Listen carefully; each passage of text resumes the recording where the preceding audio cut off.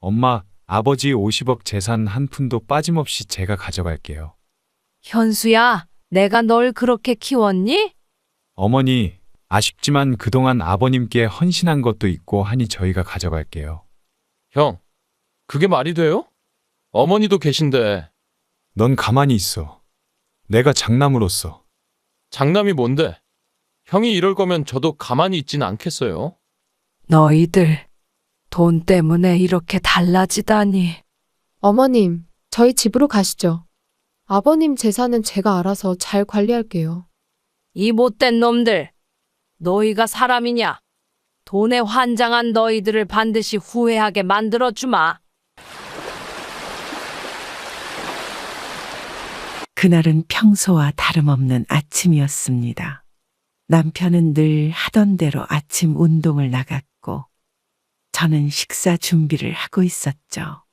갑자기 울리는 전화벨 소리에 가슴이 철렁 내려앉았어요.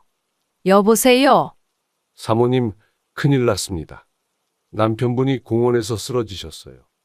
지금 응급실로 이송 중입니다. 순간 온몸에 힘이 빠졌습니다.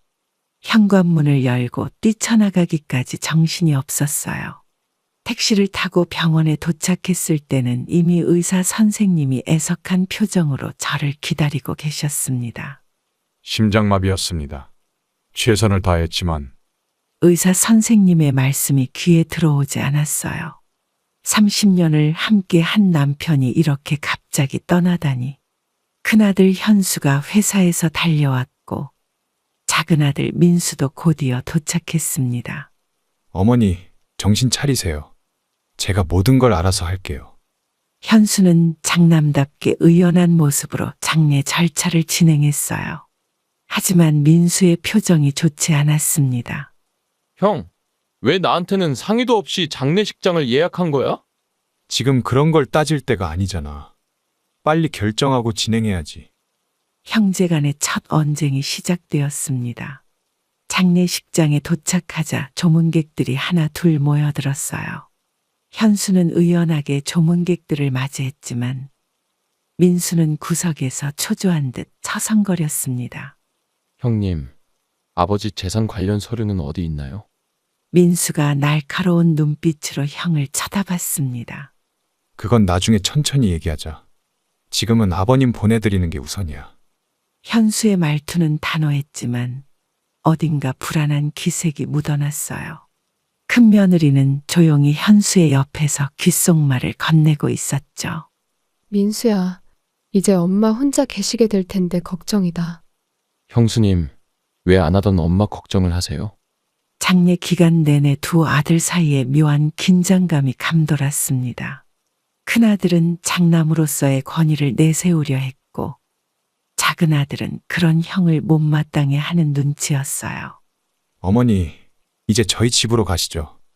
혼자 계시면 아버님도 걱정하실 거예요. 현수의 갑작스러운 제안에 민수가 곧바로 반발했습니다. 형, 엄마가 30년 넘게 사신 집인데 무슨 소리야? 저는 두 아들의 다툼 사이에서 한숨만 내쉬었어요.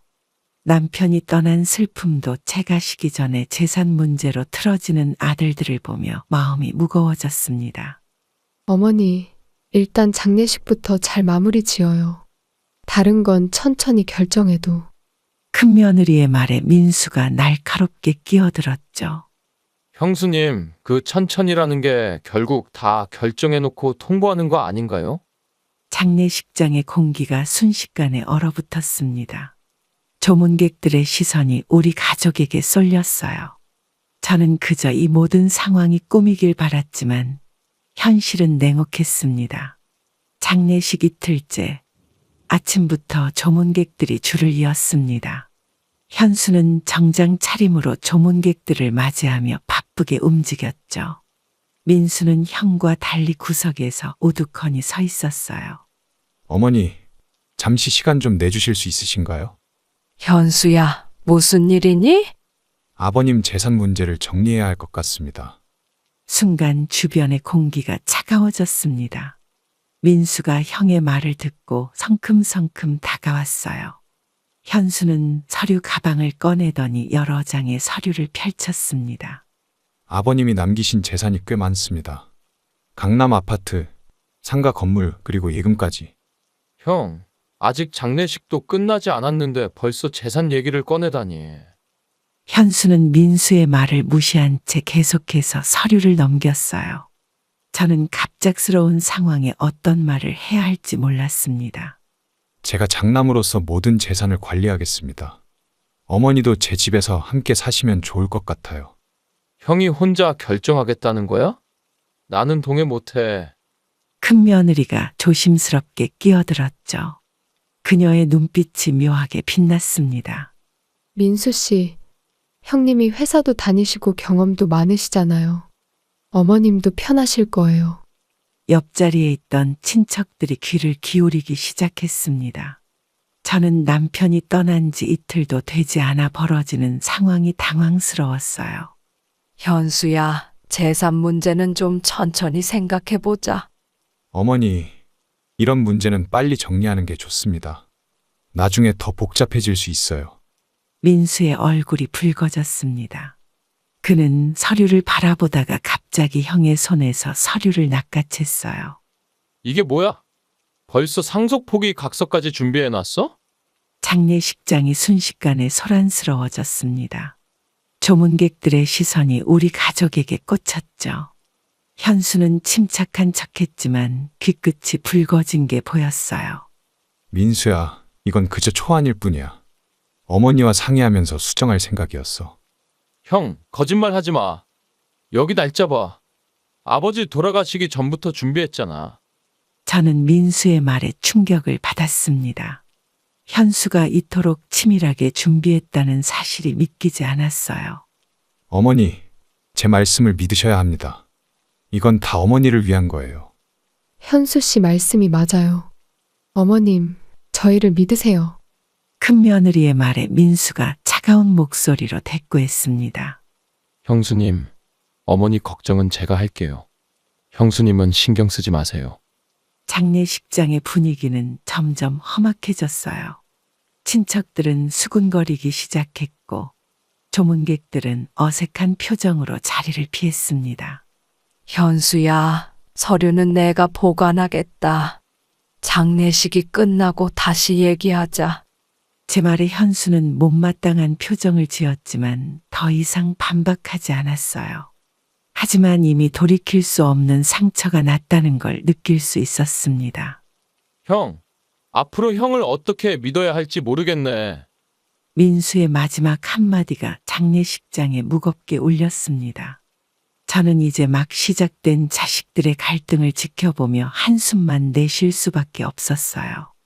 장례식 마지막 날, 유산 상속 문제로 형제 간 척격돌이 시작됐습니다. 현수는 유산의 전체 목록을 들고 장례식장 회의실로 모두를 불렀어요. 저는 아직도 남편의 빈자리가 채 가시지도 않은 상황이 혼란스러웠죠. 어머니, 저번에 보여드렸다시피 준비한 서류입니다. 아버님 재산이 50억 정도 됩니다. 내 몫은 얼마로 계산한 거야? 회의실의 공기가 순식간에 얼어붙었습니다.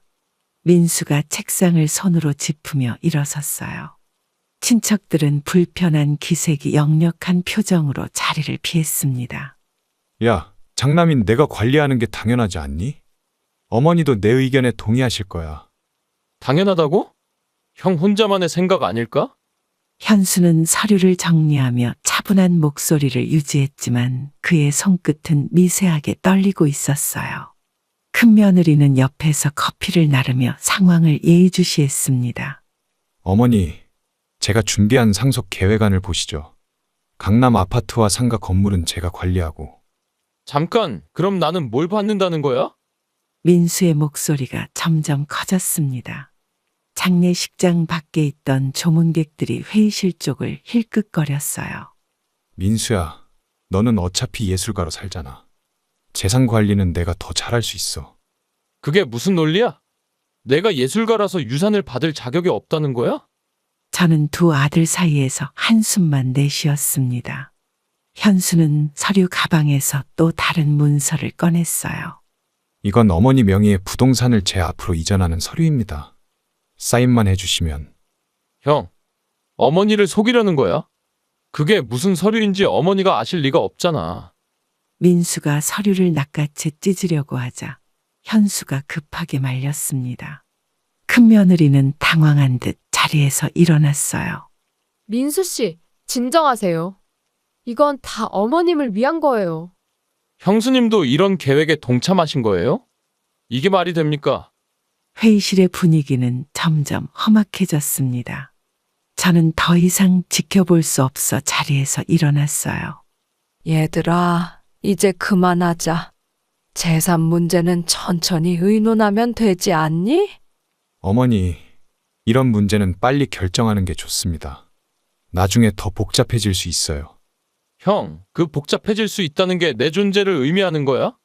순간 회의실이 조용해졌습니다. 민수의 날카로운 지적에 현수가 당황한 기색을 보였어요. 민수야, 이제 그만 화내고 자리에 앉자.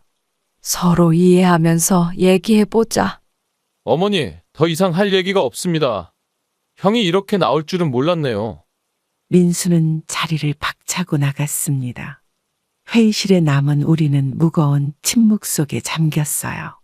현수는 구겨진 서류를 정리하며 한숨을 내쉬었습니다.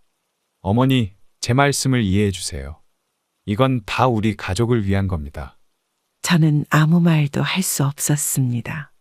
남편이 떠난 자리에서 벌어지는 아들들의 다툼을 보며 앞으로 다가올 더 큰 폭풍우를 예감할 수 있었어요. 장례식이 끝나고 일주일이 지난 어느 날, 현수가 갑자기 집으로 찾아왔습니다. 평소와 다른 고급스러운 정장 차림이었죠. 저는 아들의 방문이 반가우면서도 한편으로는 불안했어요. 어머니, 저희 아파트 구경하러 가보시겠어요? 갑자기 무슨 아파트를? 제가 강남에 새로 산 아파트요. 어머니 모실 방도 따로 준비해뒀습니다. 순간 당황스러웠습니다. 현수는 제 반응을 살피며 조심스럽게 말을 이었어요. 아버지도 안 계시고 이 큰 집에서 혼자 지내시기 힘드실 것 같아서요. 현수야, 갑자기 이사를. 현수는 자신이 준비해온 휴대폰을 꺼내더니 사진을 보여주기 시작했습니다. 새 아파트의 모습이 화면에 가득했어요. 84평형의 전망도 좋습니다. 어머니 방은 남향으로 준비했어요. 손주들과도 매일 보실 수 있고. 그때 민수가 현관문을 열고 들어왔습니다. 형의 모습을 보자 그의 표정이 굳어졌어요. 형, 또 무슨 계획이에요? 네가 왜 참견이야? 어머니 모시고 싶어서 온 건데. 민수는 현수의 말을 자르고 제 앞으로 다가왔습니다. 그의 눈빛이 평소와 달리 날카로웠어요. 어머니, 절대 그쪽으로 가시면 안 됩니다. 이 집에서 계속 사세요. 저는 30년 넘게 살아온 이 집을 둘러보았습니다.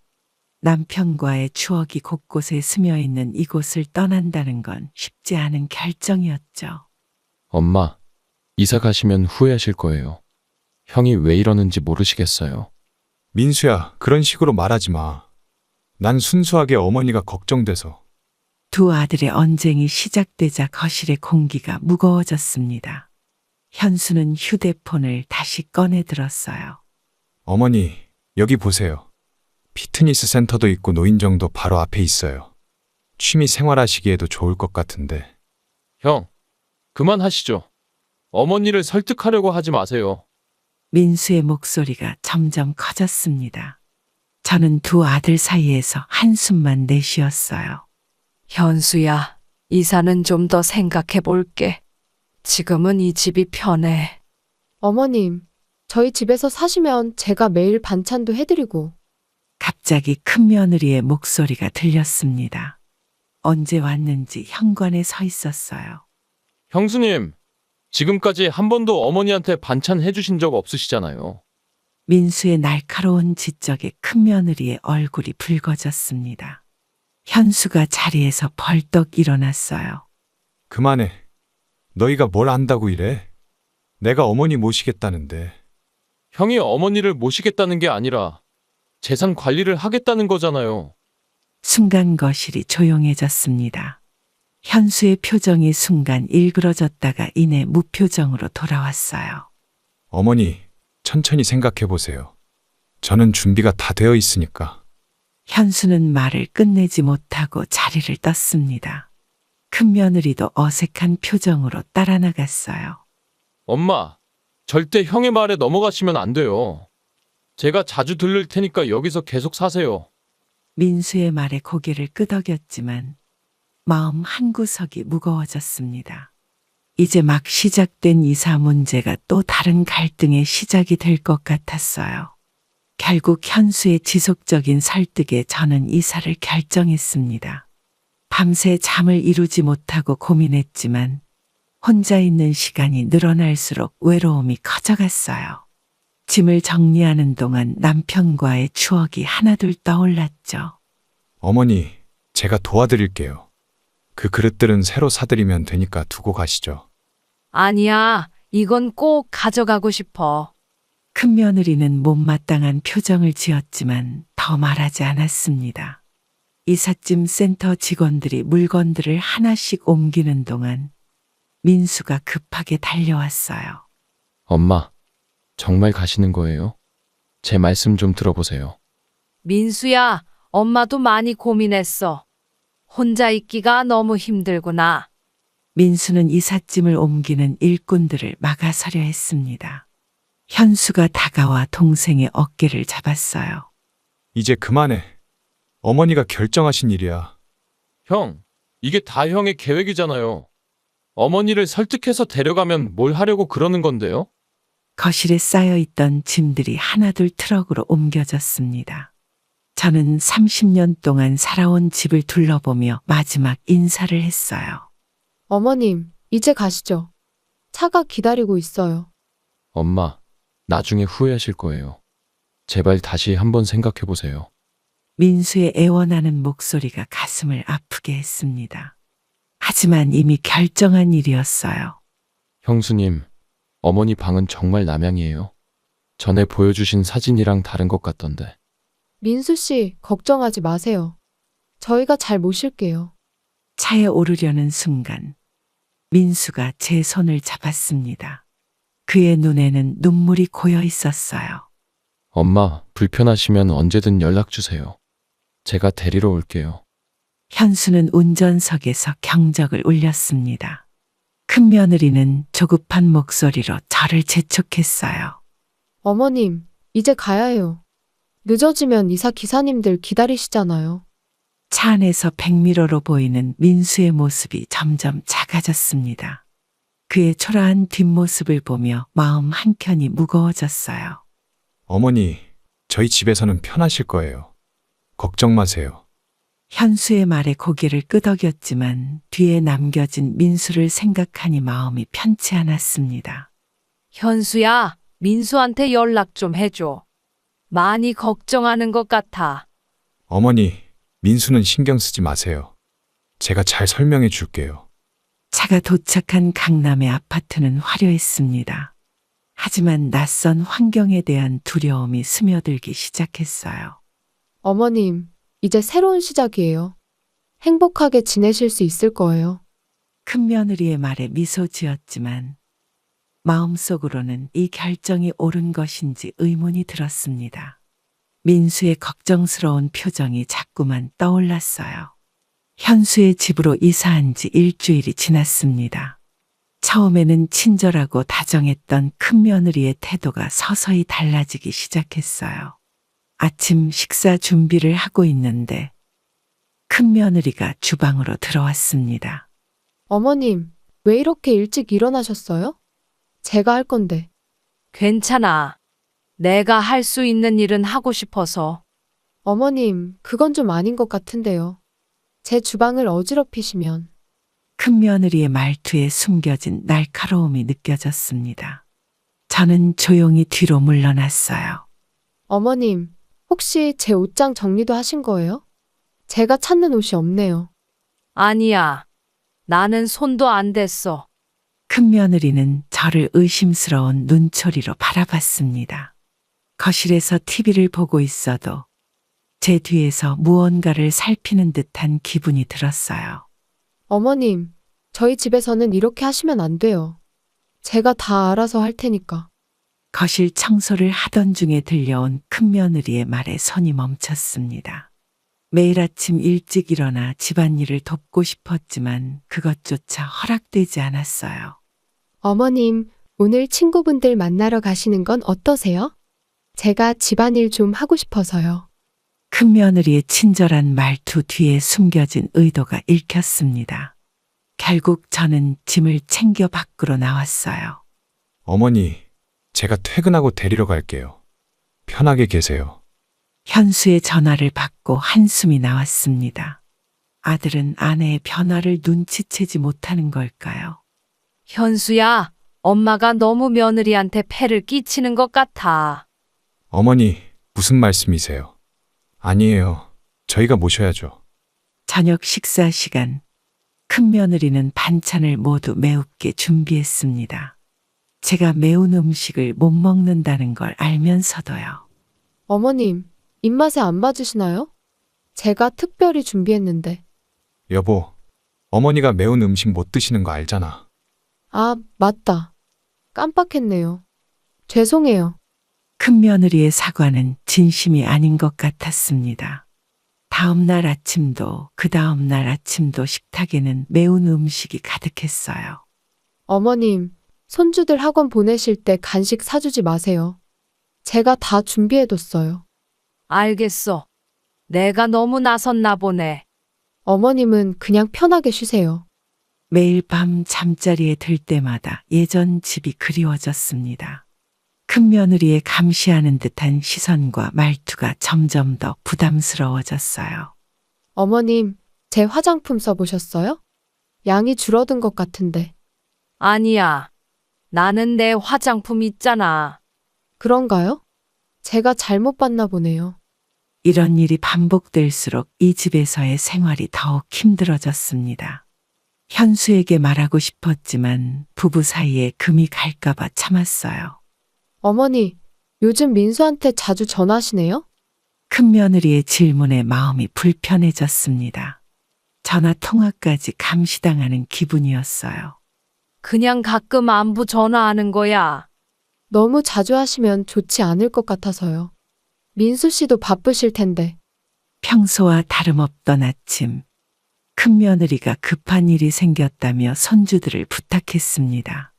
갑작스러운 부탁이었지만 손주들과 시간을 보낼 수 있다는 생각에 기뻤어요. 어머님, 2시간만 봐주세요. 중요한 약속이 생겼거든요. 알았어. 걱정 말고 다녀와. 아이들이 소파에서 뛰지 않게만 해주세요. 저번에 다른 집 아이가 다쳤다고 하더라고요. 큰며느리가 나가자 아이들은 거실을 뛰어다니기 시작했습니다. 저는 그들의 모습을 지켜보며 옆에 앉아 있었어요. 할머니, 우리 숨바꼭질해요. 얘들아, 조심히 놀아야 해. 손주들은 제 말은 들은 척도 않고 소파 위를 뛰어다녔습니다. 여러 번 주의를 주었지만 소용이 없었어요. 민준아, 소파에서 내려와. 위험해. 할머니, 괜찮아요. 저 잘할 수 있어요. 그 순간이었습니다. 민준이가 소파 팔걸이에서 미끄러져 바닥으로 떨어졌어요. 아이의 비명이 집안을 가득 채웠습니다. 아파요. 할머니, 발목이 아파요.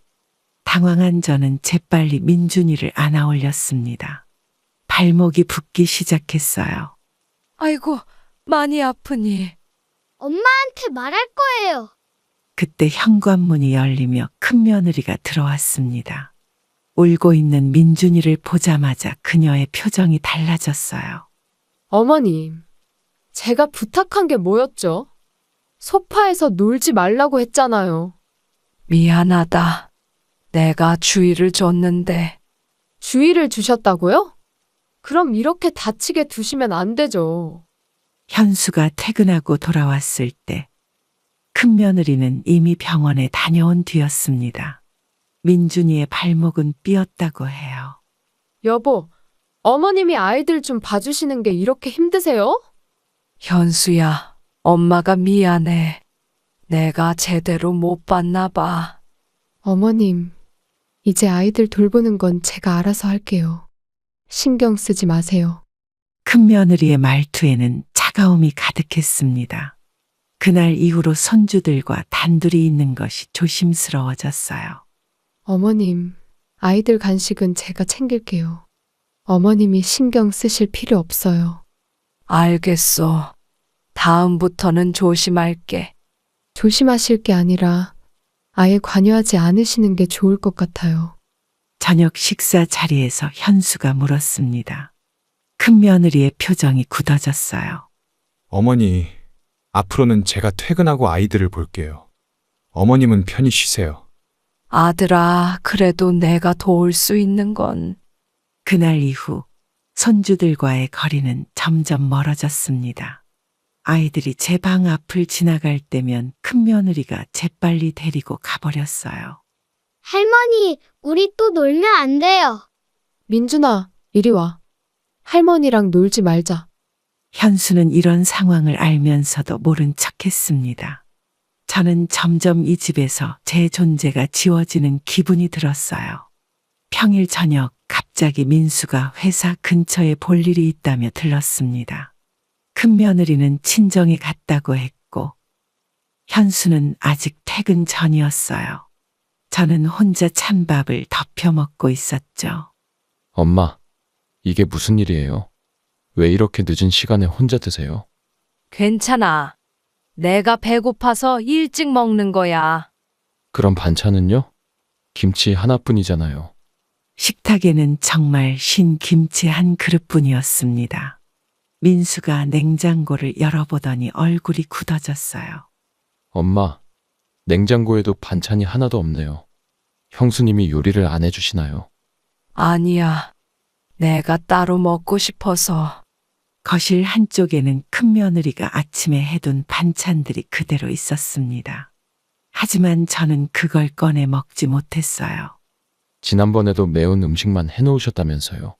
엄마가 매운 걸 못 드시는 거 뻔히 알면서. 민수는 주방을 둘러보다가 싱크대 위에 놓인 컵라면 봉지를 발견했습니다. 그의 눈빛이 달라졌어요. 엄마, 이렇게 컵라면으로 끼니를 때우신 거예요? 아니야. 가끔 출출할 때만. 식탁 의자에 놓인 제 가방에서 과자 봉지가 보였습니다. 민수는 한숨을 쉬며 제 앞에 앉았어요. 어머니, 제가 자주 찾아뵙지 못해 죄송해요. 이런 줄 몰랐네요. 민수야, 엄마는 괜찮아. 너무 걱정하지 마. 그때 현관문이 열리며 현수가 들어왔습니다. 민수를 보자 그의 표정이 험악해졌어요. 네가 왜 여기 있어? 누가 오라고 했니? 형, 엄마 식사도 제대로 못 하시는데 형은 알고나 계셨어요? 현수는 식탁 위의 모습을 보고 잠시 말을 잃었습니다. 하지만 이내 평소의 표정으로 돌아왔어요. 어머니가 알아서 하시겠지. 네가 참견할 일은 아니야. 참견이요. 형, 이게 지금 참견할 문제예요? 저는 두 아들 사이에서 어찌할 바를 몰랐습니다. 민수는 자리에서 일어나 주방으로 향했어요. 제가 지금 장 보고 올게요. 엄마 좋아하시는 반찬 해드릴게요. 야, 네가 뭘 하겠다는 거야? 여기는 우리 집이야. 민수는 현수의 말을 무시하고 옷을 챙기기 시작했습니다. 그때 큰며느리가 돌아왔어요. 어머님, 제가 음식 해놨는데 왜 안 드세요? 굳이 이렇게 따로 드실 필요 없잖아요. 형수님, 매운 음식밖에 없다면서요? 어머니가 어떻게 그걸 드시겠어요? 주방의 공기가 차가워졌습니다. 현수는 동생과 아내를 번갈아 보며 서 있었어요. 민수야, 이제 그만 가. 어머니 일은 우리가 알아서 할게. 형, 이렇게 방치하는 게 알아서 하는 거예요? 토요일 저녁, 현수가 갑자기 가족 식사를 하자고 했습니다. 평소와 달리 비싼 음식을 주문했고 와인까지 준비했어요. 저는 뭔가 석연치 않은 기분이 들었죠. 어머니, 오늘은 제가 특별히 준비했어요. 평소에 잘 못 모셔서. 갑자기 웬일이니? 여보, 어머님께 드릴 말씀이 있다고 하지 않으셨어요? 큰며느리의 말에 현수가 헛기침을 했습니다. 식탁에는 묘한 긴장감이 감돌았어요. 어머니, 사실 제가 승진했습니다. 그런데 지방 발령이 났어요. 식사 도중 들려온 현수의 말에 젓가락질이 멈췄습니다. 큰며느리는 미소를 지으며 저를 바라봤어요. 어머님, 저희가 지방으로 내려가게 되면 이 집은 매매하려고 해요. 잠깐만, 이 집을 판다고? 순간 제 귀를 의심했습니다. 방금 전까지 웃으며 이야기를 나누던 분위기가 순식간에 차가워졌어요. 네, 어차피 너무 큰 집이잖아요. 저희 식구만 있으면 되는데. 현수와 큰며느리의 대화가 이어졌습니다. 마치 오래전부터 계획했던 것처럼 너무나 자연스러웠어요. 어머님은 요양원이 어떠세요? 제가 알아본 곳이 있는데. 요양원이라고? 현관 앞에 민수가 서 있었어요. 언제 왔는지 모르겠지만 그의 표정이 일그러져 있었습니다. 형, 이게 무슨 소리예요? 어머니를 요양원에 보내겠다고요? 민수야, 이건 우리 가족의 일이야. 네가 끼어들 일이 아니야. 식탁의 공기가 얼어붙었습니다. 민수는 천천히 걸어와 제 옆에 앉았어요. 어머니, 이런 이야기 들으신 적 있으세요? 아니, 처음 듣는 얘기야. 큰며느리가 와인을 따르며 상황을 무마하려 했습니다. 하지만 이미 돌이킬 수 없는 상황이 됐어요. 형수님, 아까 매매한다고 하셨죠? 이 집 지분이 어머니 앞으로도 있는 거 아시죠? 민수 씨, 그건 우리가 알아서 할게요. 알아서요. 어머니도 모르게 이런 계획을 세우시다니. 저는 말을 잇지 못했습니다. 현수가 테이블을 치며 일어섰어요. 네가 뭘 안다고 이래? 어머니를 편하게 해드리려는 거야. 편하게요? 요양원에 보내는 게 편하게 하는 거예요? 식사 자리는 완전히 엉망이 되었습니다. 민수는 제 손을 잡고 일어섰어요. 어머니, 이제 이해하시겠어요? 제가 왜 그렇게 걱정했는지. 저는 아들들의 말다툼 속에서 현기증이 났습니다. 이제야 모든 상황이 이해되기 시작했어요. 아침부터 이어진 다툼으로 모두가 지쳐있던 저녁, 현수가 화장실에 가며 실수로 휴대폰을 거실 테이블에 두고 갔습니다. 그때 갑자기 메시지 알림음이 울렸어요. 여보, 어머님 요양원 자리 알아봤는데 다음 달에 자리가 날 것 같아요. 큰며느리가 보낸 메시지였습니다. 저는 그 자리에 얼어붙었죠. 알겠어. 집도 매물로 내놓았으니 잘 될 거야. 어머니는 내가 설득할게. 손이 떨려왔어요. 민수가 옆에서 그 메시지들을 함께 보고 있었습니다. 어머니, 제가 늘 의심스러웠던 게 있었는데, 이제야 알겠네요.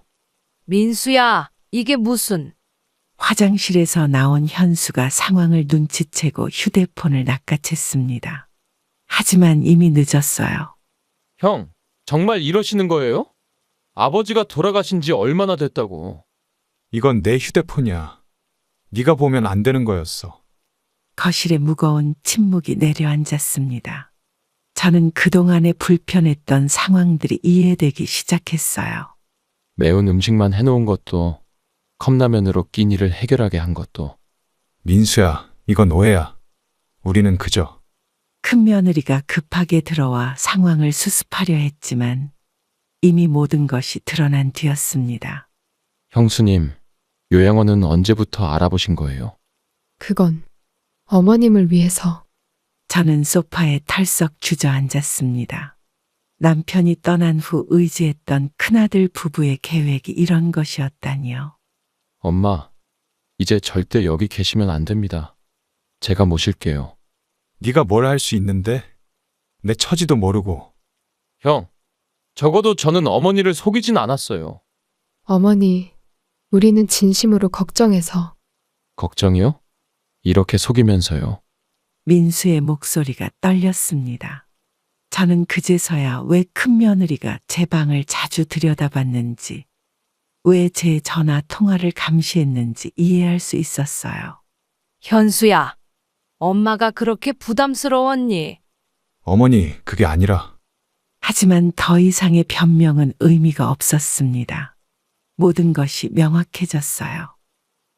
민수는 현수의 컴퓨터에서 발견한 자료들을 하나씩 펼쳐 보였습니다. 요양원 견적서, 상담 내역, 집 매매 계약서 초안까지 모든 것이 치밀하게 준비되어 있었어요. 어머니, 이것 좀 보세요. 형이 벌써 3군데 요양원을 알아봤네요. 잠깐, 그건 내 개인 파일이야. 개인 파일이요? 어머니 인생을 결정하는 중요한 내용인데.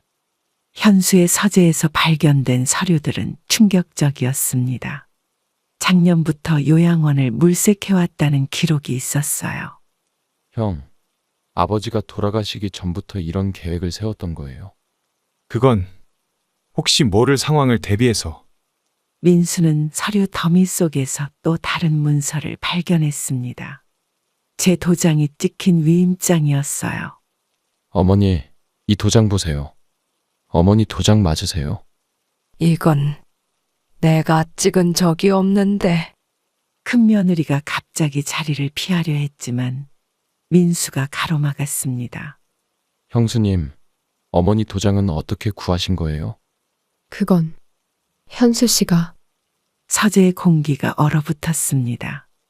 현수는 책상에 앉아 침묵했고 큰 며느리는 창밖만 바라봤어요.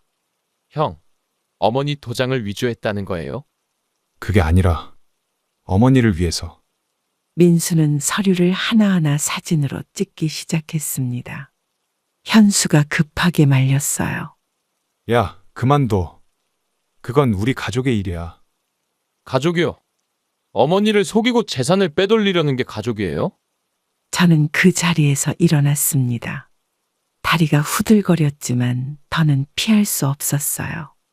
현수야, 엄마한테 솔직하게 말해주렴. 어머니, 죄송합니다. 하지만 이건 다 어머니를 위한. 서류 더미 속에서 또 하나의 충격적인 문서가 나왔습니다. 제 재산을 모두 현수 앞으로 이전하는 계약서였어요. 이게 무슨, 내 통장까지. 형, 이제 그만 인정하세요. 모든 증거가 여기 다 있잖아요. 현수는 책상을 주먹으로 내리쳤습니다. 그의 얼굴이 일그러졌어요. 네가 뭘 알아? 이 모든 게 얼마나 힘든 결정이었는지.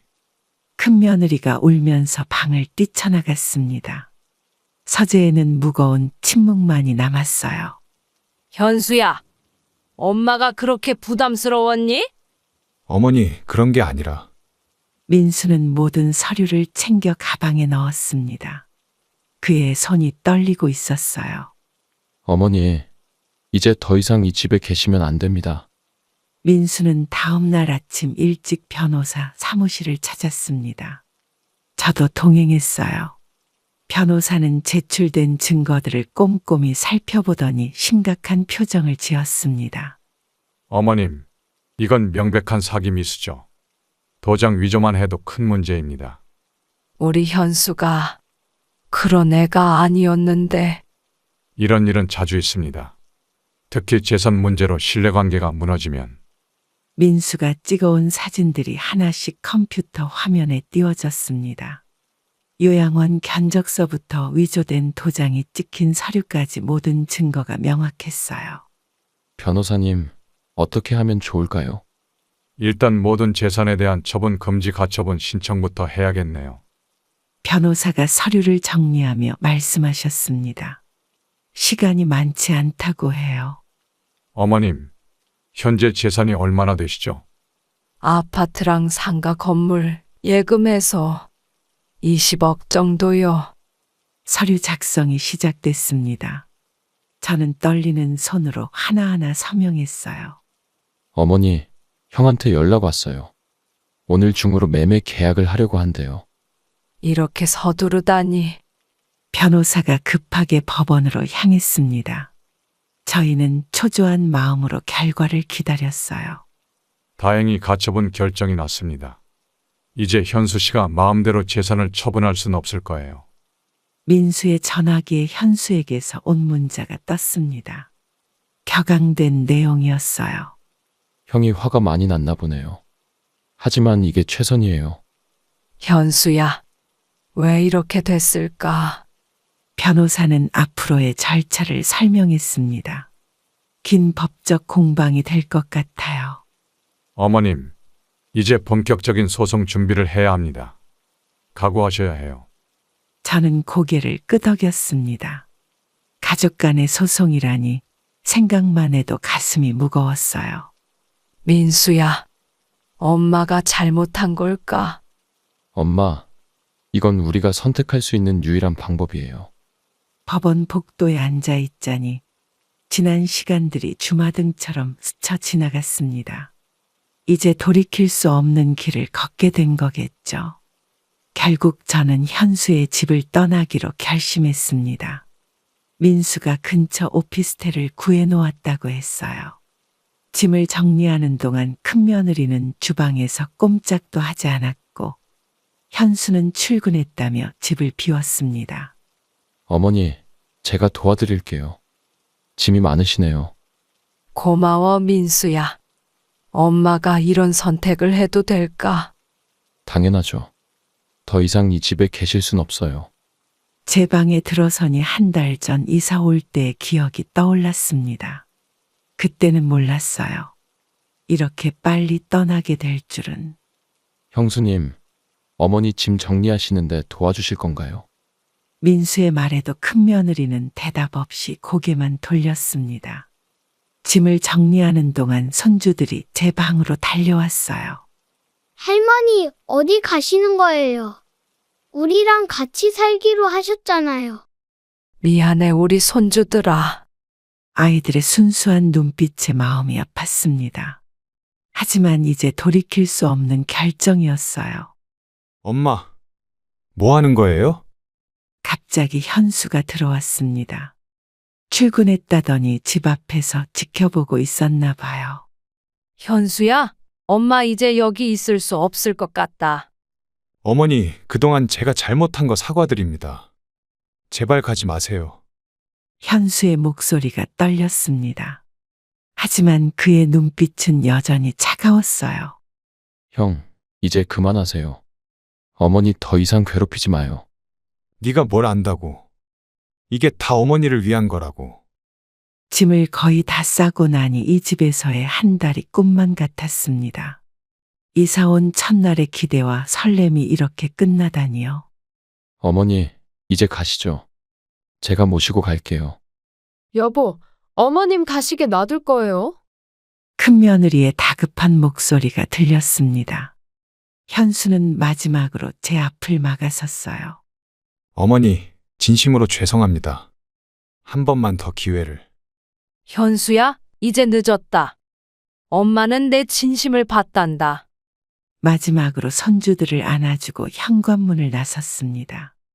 뒤에서 들리는 아이들의 울음소리가 마음을 아프게 했어요. 엄마, 이제 제가 잘 모실게요. 걱정 마세요. 민수의 차에 오르며 뒤돌아봤습니다. 현수와 큰며느리가 서 있었지만 더 이상 제게 다가오진 않았어요. 제가 현수의 집을 떠난 다음 날 예상치 못한 문자가 왔습니다. 평소와 달리 현수의 말투가 차갑고 단호했어요. 아침부터 시작된 문자 폭탄은 멈출 줄 몰랐습니다. 어머니, 이제 와서 후회해도 소용없습니다. 모든 재산은 제가 관리하겠어요. 현수야, 엄마가 떠난다고 이럴 필요는 없잖니. 이미 법적 절차를 시작했습니다. 어머니도 변호사를 선임하시는 게 좋을 거예요. 그때 민수가 문자 내용을 보고 변호사에게 전화를 걸었습니다. 현수가 이미 재산 분할 청구를 신청했다는 소식이었어요. 어머니, 형이 먼저 법적 조치를 취했네요. 아버지 재산을 자기 앞으로 옮기려고 해요. 설마 현수가 그렇게까지.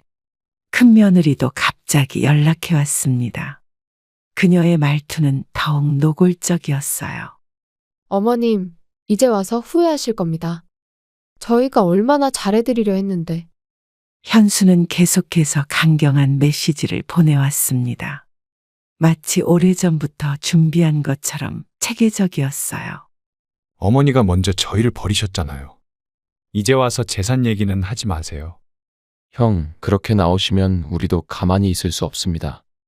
순식간에 집안이 완전히 두 편으로 갈라졌습니다. 친척들도 현수 편과 저희 편으로 나뉘어 연락이 오기 시작했어요. 어머니, 제발 돌아오세요. 모든 게 어머니 탓입니다. 형수님, 그만 좀 하세요. 어머니를 더 이상 괴롭히지 마세요. 법적 공방이 시작되기 전부터 현수 부부는 친척들에게 저를 나쁘게 이야기하고 다녔습니다. 마치 제가 배은망덕한 어머니인 것처럼요. 민수야, 엄마가 잘못한 걸까? 엄마, 절대 아니에요. 형이 너무하잖아요. 현수의 마지막 문자는 더욱 충격적이었습니다. 이제는 정말 돌이킬 수 없는 강을 건넌 것 같았어요. 어머니, 이제부터는 법정에서 만나 뵙겠습니다. 그동안 감사했습니다. 첫 조정위원회가 열리는 날이었습니다. 법원 복도에서 현수와 마주쳤지만 그는 제 눈을 피했어요. 현수의 변호사가 먼저 입을 열었습니다. 어머님의 치매 초기 증상을 우려해 큰아들분이 재산 관리를 하시려 했던 거죠. 무슨 말씀이세요? 저는 멀쩡합니다. 최근 기억력이 많이 떨어지셨다고 하더군요. 큰며느님 말씀으로는 조정실 안은 차가운 공기로 가득했습니다. 민수는 제 옆에서 진정하라며 손을 잡아주었어요. 우리 의뢰인은 어머님의 건강을 걱정한 것뿐입니다. 요양원도 최고급 시설로 알아보고 건강이 문제가 아니잖아요. 재산을 노린 거잖아요. 현수 측 변호사는 서류 가방에서 진단서를 꺼냈습니다. 제 이름으로 된 허위 진단서였어요. 이건 조작된 거예요. 어머니는 건강하십니다. 현수야, 네가 이럴 줄은 몰랐다. 조정위원이 양측의 이야기를 듣고 있었습니다. 제 정신이 온전하다는 걸 증명해야 하는 상황이 너무 비현실적이었어요. 어머님께서 최근 심각한 판단력 저하를 보이셨고, 형, 어떻게 어머니를 정신이 온전치 않은 사람으로 만들 수 있어요? 법원 직원이 긴장된 분위기를 감지하고 조정실 문을 열어두었습니다. 복도에서는 친척들이 수군거리고 있었어요. 우리 의뢰인은 어머님을 편안하게 모시고자 했을 뿐입니다. 그래서 도장을 위조하고 재산을 빼돌리려 하셨나요? 조정위원이 제게 직접 질문을 했습니다. 저는 또박또박 대답했어요. 저는 정신이 멀쩡합니다. 제 아들이 저를 속이려 했어요. 어머니, 그게 무슨 말씀이세요? 첫 조정은 결렬됐습니다. 현수는 마지막까지 저를 치매 환자로 만들려 했어요. 민수야, 이제 어떡하지? 엄마, 걱정 마세요. 우리가 진실을 밝힐 거예요. 법원을 나서는 길, 현수와 큰며느리는 이미 떠난 뒤였습니다. 이제 본격적인 재판이 시작될 거예요. 두 번째 재판이 시작되는 날이었습니다. 민수가 결정적인 증거를 준비했다며 제게 녹음 파일을 들려줬어요. 현수와 큰며느리의 통화 내용이었죠. 재판부에 이 녹음 파일을 제출하고자 합니다. 피고가 요양원 입소를 강요한 정황이 있습니다. 잠깐만요. 그건 불법 녹음 아닙니까? 재판장은 녹음 파일을 재생했습니다. 법정 안에 현수의 목소리가 울려 퍼졌어요. 어머니만 요양원에 들어가시면 우리가 재산을 자유롭게 쓸 수 있어. 이 있습니다. 저 녹음은 조작된 거예요. 현수의 변호사가 자리에서 벌떡 일어났습니다. 하지만 민수는 이미 녹음 파일의 진위 여부를 감정받아 왔다고 해요. 어머니를 속이고 재산을 가로채려 했다는 증거가 여기 있습니다. 현수야, 네가 정말 그런 생각을 했던 거니? 법정은 순간 조용해졌습니다. 민수는 추가 증거를 제출했어요. 이건 피고가 어머님 도장을 위조한 서류들입니다. 감정 결과도 첨부했습니다. 저희는 어머님을 위해서 큰며느리의 목소리가 떨렸습니다. 재판장은 서류들을 하나하나 검토했어요. 피고 측은 어머님의 재산을 노린 명백한 범죄를 저질렀습니다. 아니에요. 저희는 단지 민수가 마지막 증거를 제출했습니다. 현수가 요양원과 주고받은 이메일이었어요. 이메일 내용을 보시면 어머님을 강제 입소시키려 한 정황이 나옵니다. 어머니, 이건 다 오해예요. 제 말씀 좀. 재판장은 현수의 말을 가로막았습니다. 증거가 너무나 명백했어요. 피고는 불법적인 방법으로 원고의 재산을 탈취하려 했음이 인정됩니다.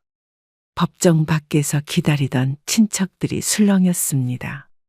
이제 모든 진실이 드러났어요. 현수야, 이제 할 말 없니? 어머니, 저는 그저 재판은 예상대로 흘러갔습니다. 하지만 승리의 기쁨보다는 자식에 대한 실망감이 더 컸어요. 재판이 한창이던 어느 날, 현수의 회사 동료가 찾아왔습니다. 그는 망설이다가 충격적인 이야기를 털어놓았어요. 죄송합니다. 더는 이 사실을 모른 척할 수가 없었어요. 무슨 일이신가요? 현수 씨가 작년부터 이 계획을 세워왔습니다. 저한테 조언도 구했었어요. 동료의 말에 따르면 현수는 아버지가 돌아가시기도 전에 이미 모든 걸 준비했다고 합니다. 저를 요양원에 보내고 재산을 차지하려는 계획이었죠. 처음엔 그저 농담인 줄 알았어요. 하지만 점점 구체적으로 변해갔죠. 아들이 그렇게까지. 큰 며느님도 적극적이었습니다. 요양원까지 직접 알아보시고 민수는 동료의 진술을 녹음했습니다. 그의 증언은 재판에 결정적인 영향을 미칠 것 같았어요. 현수 씨는 어머님 도장도 미리 준비했다고 했어요. 위조한 거겠죠.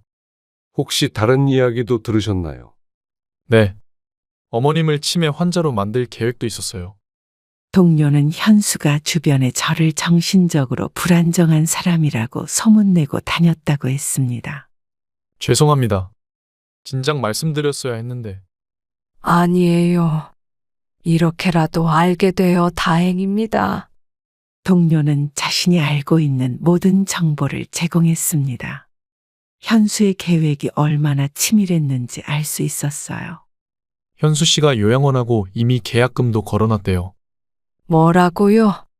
그럼 이미 새로운 증언이 재판의 흐름을 완전히 바꿀 수 있을 거예요. 어머니, 이제 모든 게 밝혀질 겁니다. 그래.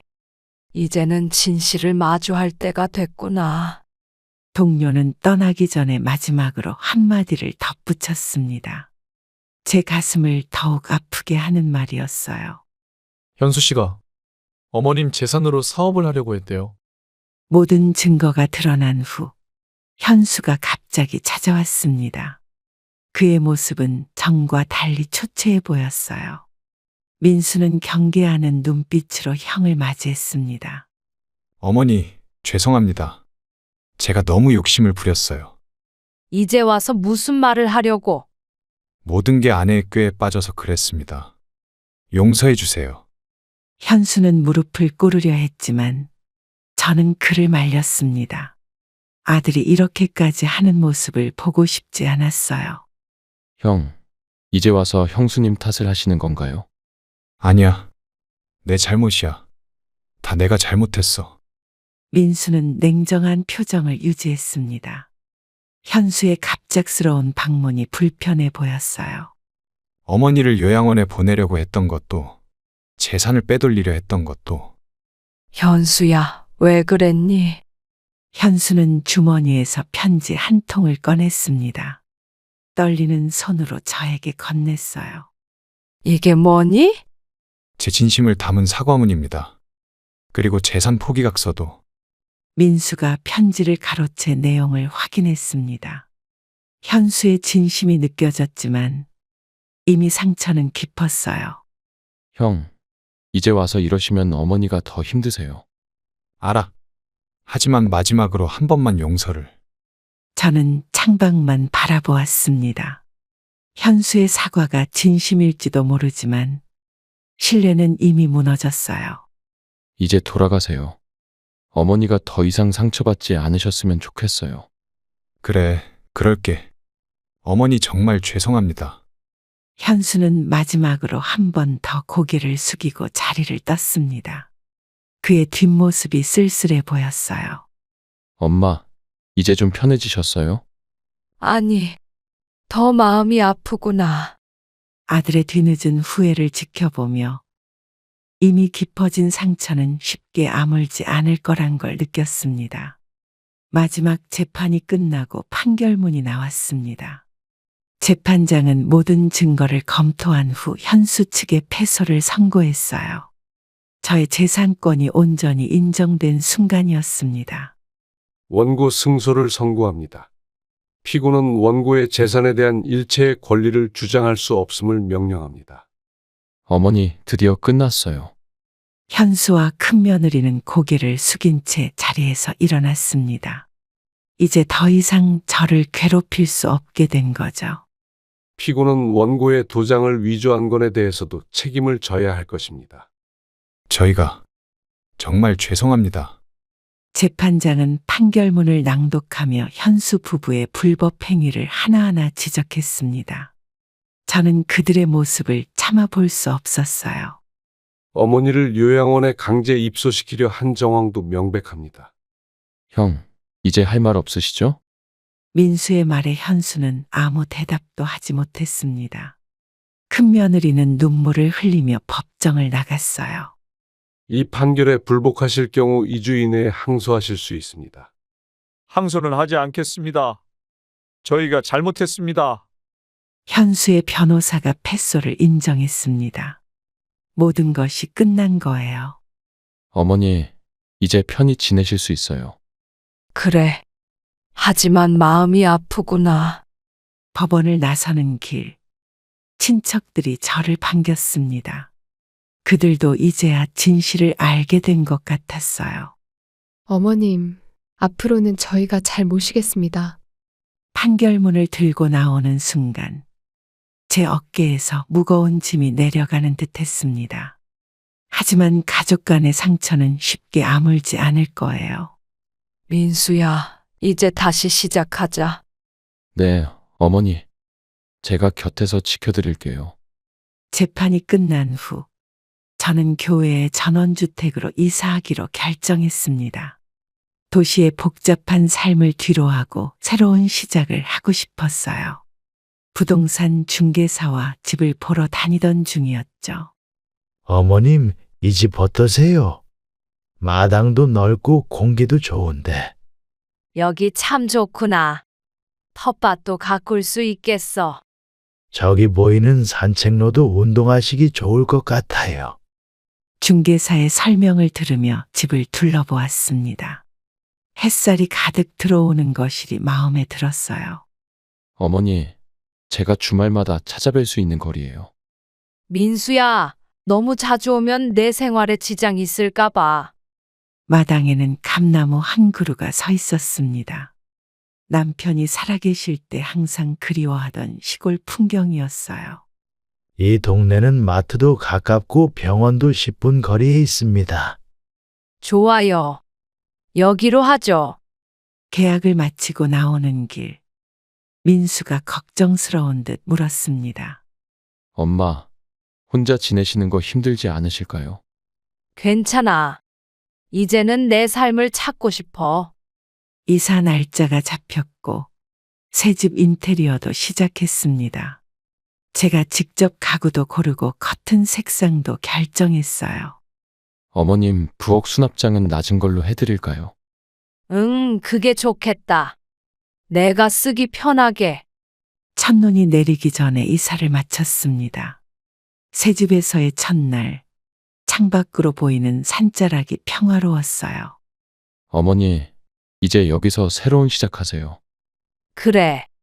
이제는 정말 내 인생을 살아볼 거야. 마당에 앉아 차를 마시며 지는 해를 바라봤습니다. 이제야 진정한 안식처를 찾은 것 같았어요. 민수야, 엄마 이제 행복할 것 같다. 네, 어머니. 이제부터가 진짜 시작이에요. 민수가 제 전원주택 근처로 이사 온다는 소식을 전했습니다. 약혼녀와 함께 새 출발을 하고 싶다고 했어요. 이사날, 민수는 약혼녀 지영 씨를 처음 소개했습니다. 어머님, 저희가 이제 자주 찾아뵐 수 있겠네요. 예비 사도는 어떻게 생각하시니? 두 분도 좋아하세요. 어머님 가까이에서 살면 좋겠다고. 민수의 약혼녀는 밝고 다정한 성격이었습니다. 거실에 앉아 이야기를 나누는 동안 편안함이 느껴졌어요. 어머님, 주말에는 제가 반찬 해드릴게요. 요리하는 걸 좋아해서. 고마워. 하지만 너무 부담 갖지 마라. 예비 며느리는 부엌으로 가서 점심 준비를 시작했습니다. 민수는 약혼녀를 바라보며 행복한 미소를 지었어요. 어머니, 지영이가 마음에 드세요? 그래, 참 착해 보이는구나. 민수와 지영 씨는 제 집에서 10분 거리에 있는 아파트로 이사했습니다. 매일 아침 산책할 때면 들려준다고 해요. 어머님, 저희 집에서 보이는 산도 예쁘더라고요. 엄마, 이제 외롭지 않으시겠죠? 저는 두 사람을 보며 안도감이 들었습니다. 새로운 가족이 생긴다는 기대감에 마음이 따뜻해졌어요. 지영아, 너희 결혼식은 언제로 생각하고 있니? 다음 달에 한번 상견례를 하고 결정하려고요. 두 사람은 저녁이 되어서야 집으로 돌아갔습니다. 창가에서 손을 흔드는 그들의 모습이 행복해 보였어요. 어머님, 내일 아침에 또 올게요. 그래, 조심히 가거라. 이제 더 이상 외롭지 않을 것 같았습니다.